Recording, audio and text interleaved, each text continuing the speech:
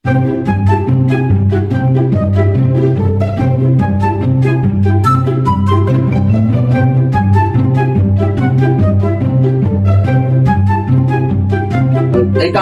তোমার কাছে কি ফ্রেশ ওয়াশ আছে?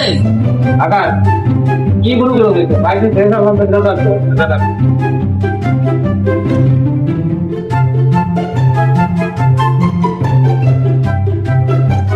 কত এর দাম কত? এর দাম 280। তুমি কি এই দোকানের কর্মচারী? আর আমি এই দোকানে কর্মচারী। এই পাশে আসো, ঘুরে এই পাশে আসো তুমি। মাসে কত বেতন দেয়? দেয় ভাই 1500 টাকা। এই ছাড়া 1500 টাকায় চাকরি এনে করা যায়?